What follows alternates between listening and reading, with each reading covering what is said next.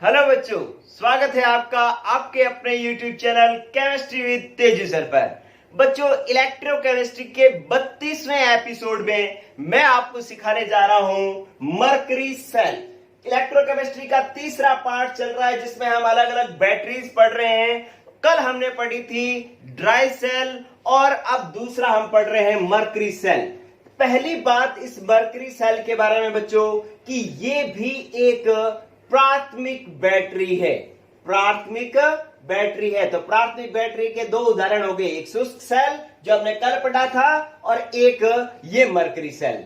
दूसरी बात कि ये मरकरी सेल होता कौन सा है बच्चों, आपने घड़ी के अंदर जो रिस्ट वॉच होती है, कलाई घड़ी होती है, हाथ वाली घड़ी जो होती है, उसके अंदर एक छोटा सा बटन वाला सेल देखा होगा, वो सेल मरकरी सेल है। ठीक है, कान वाली मशीन जो सुनने के जो काम में आती है उसके अंदर एक छोटा सा बटन वाला सेल डलता है, वो भी क्या है, मरकरी सेल। तो इसका मतलब है इस मरकरी सेल का उपयोग जो है वो मैं पहले बता देता हूं क्योंकि उससे आपको एग्जांपल ध्यान में रह जाएगा कि जो हाथ घड़ी जो होती है, ठीक है, उसके अंदर डलने वाला सेल और स्वर्ण यंत्रों मतलब सुनने वाले यंत्रों, ठीक है, स्वर्ण यंत्रों कैसे लिखा जाएगा, स्वर्ण यंत्रों में जो है काम होने वाले सेल को कौन सी बैटरी कहते हैं, मरकरी सेल कहते हैं। फिर आप देखो कि इसका चित्र कैसा है। चित्र ये आपके सामने बना हुआ है बच्चों, ठीक है। इसके अंदर क्या होता है कि सबसे बाहर ZnHg मतलब जिंक अमलगम का पात्र बनाते हैं, ठीक है, पात्र एक दीवार बना देते हैं इसकी, और इसके बीचों बीच में ग्रेफाइट की छड़ बनाते हैं। इस छड़ के चारों ओर कार्बन का पेस्ट और मर्क्यूरिक ऑक्साइड HgO भर देते हैं, और इन दोनों के बीच में मतलब कार्बन पेस्ट HgO और जिंक अमलगम पात्र के बीच में ये जो जगह है, ये ब्लैक और रेड डॉट जो बने हुए हैं वो है हमारे पास KOH और ZnO। देखो आपने अंदर की तरफ ग्रेफाइट छड़ के चारों तरफ दो चीजें भर रखी, कार्बन पेस्ट और HgO, तो मैंने दो डॉट लगा रखे, ब्लैक और green, black carbon paste HgO जो है वो ग्रीन। अच्छा, इसके बाहर भी मैंने रेड ब्लैक डॉट लगा रखे हैं क्योंकि इसके अंदर भी दो पदार्थ भरे हुए हैं, KOH और ZnO। ठीक है, ये पूरा का पूरा एक स्टील के पात्र में कॉम्पैक्ट रहता है, पूरे स्टील के पात्र में बंद रहता है। ठीक है, अब मैंने आपको कोई भी बैटरी याद करने के लिए जो बातें बताई थी वो बताया था कि आप एक एनोड याद करो क्या होता है, कैथोड याद करो और विद्युत अपघट्य याद करो। तो आपको मैं बता रहा हूं बच्चों, जो बाहर ZnHg जिंक अमलगम है वो एनोड का कार्य करता है। किसका कार्य करता है बच्चों, एनोड का। और ये जो कार्बन पेस्ट और HgO है ये किसका कार्य करता है, कैथोड का कार्य करता है। और इन दोनों के बीच में जो भरा हुआ है KOH और ZnO ये वैद्युत अपघट्य का काम करता है, वैद्युत अपघट्य का काम करता है। ठीक है बच्चों, तो ये जो है अपने पास बात होगी। देखो आपके पास एनोड क्या, एनोड है आपके पास ZnHg मतलब जिंक अमलगम। कैथोड कौन हुआ बच्चों, कैथोड हुआ आपके पास कार्बन पेस्ट और प्लस HgO। ठीक है, यहां पर ये इलेक्ट्रॉन त्यागे जाएंगे, यहां पर इलेक्ट्रॉन ग्रहण किए जाएंगे। आपको पता है एनोड पर ऑक्सीकरण होता है, कैथोड पर अपचयन होता है। और आपके पास वैद्युत अपघट्य कौन सा है, वैद्युत अपघट्य। तो वैद्युत अपघट्य जो है वो हमारे पास वो है KOH और ZnO। आपको अगर मैं सही बात बताऊं तो इसके अंदर एनोड सिर्फ जिंक होगा, कैथोड सिर्फ HgO होगा और वैद्युत अपघट्य सिर्फ KOH होगा। ठीक है, इनको साथ वालों को जो है आपको याद जरूर रखना है लेकिन क्रिया यही करेंगे। ठीक है, तो अब अपने देखते हैं इसकी क्रिया विधि। क्रिया विधि में सबसे पहले तो विद्युत अपघट्य जो KOH है ना वो इसके दो अणु टूट जाते हैं, किसके अंदर, K2K प्लस और OH2OH माइनस के अंदर। ठीक है, आयनों में टूट जाता है। फिर क्या होता है कि एनोड पर क्या क्रिया होती है, इधर देखिए बच्चों, एनोड पर आपको पता ही है कि एनोड पर तो ऑक्सीकरण होता है कि ZnHg जो है ना वो क्या करता है कि इस पर ये OH माइनस आ जाता है, 2 OH माइनस आ जाता है, और ये करता है कि जिंक जो है वो 2 इलेक्ट्रॉन त्यागेगा। ये लो, जिंक ने 2 इलेक्ट्रॉन त्याग दिया, आपको पता है नोड पर 2 इलेक्ट्रॉन त्यागे जाते हैं। तो Zn जो है वो Zn+2 बन गया ना, समझ में आ रही बात? ZnHg था, Zn ने 2 इलेक्ट्रॉन त्याग दिए, तो क्या बन गया? Zn+2 और 2 इलेक्ट्रॉन इसने त्याग दिए।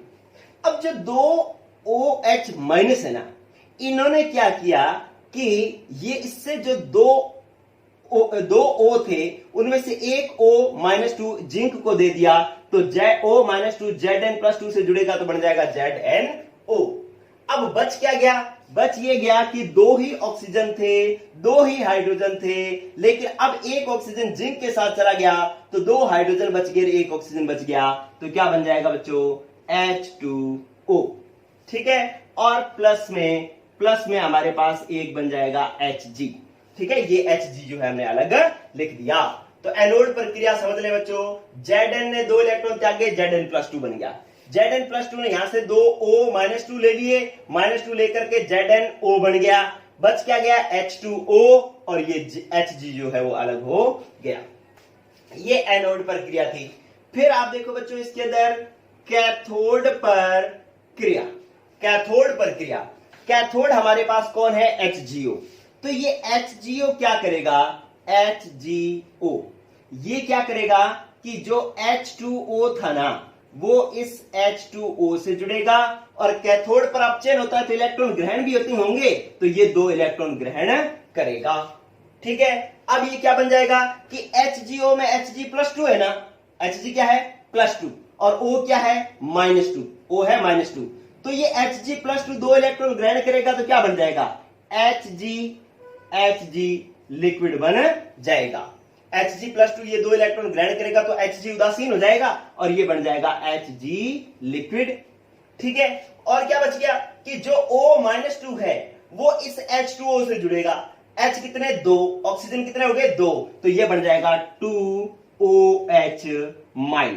ठीक है, तो इस तरीके से ये हमारे पास कैथोड की अभिक्रिया होगी। एनोड पर इलेक्ट्रॉन त्यागे जा रहे हैं, कैथोड पर इलेक्ट्रॉन ग्रहण किए जा रहे हैं।